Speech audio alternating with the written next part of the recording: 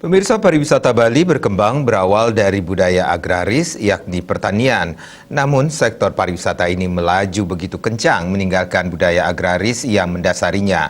Bahkan laju akomodasi pariwisata yang tak terbendung malah mencaplok sektor pertanian.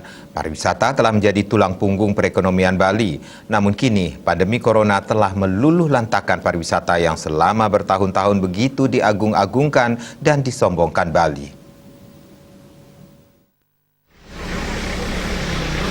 Pandemi COVID-19 telah mengguncang semua sektor kehidupan di Bali, termasuk sektor pertanian yang dulunya dianggap tangguh, kini juga ikut terseok-seok.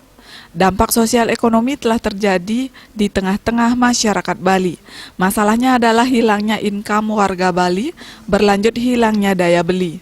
Awal-awal pandemi COVID-19, sektor pertanian tampak tenang-tenang saja, terutama bagi warga di pedesaan.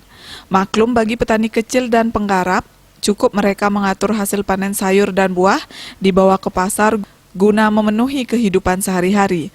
Namun perlahan petani mengeluhkan turunnya penjualan dan harga karena turunnya daya beli. Apalagi kini banyak pekerja pariwisata pulang kampung ikut bergelut di sektor pertanian. Di balik itu, ini menggembirakan bahwa sektor pertanian kini kembali digarap oleh warga Bali.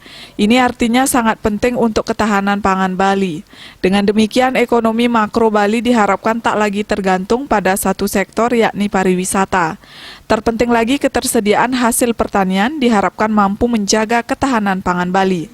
Tentu saja harus diperkuat dengan peningkatan teknologi industri pertanian. Digitalisasi di bidang pertanian mulai dari produksi sampai ke pemasaran merupakan hal yang mendesak dan harus dilakukan. Sugiyarta, Bali TV.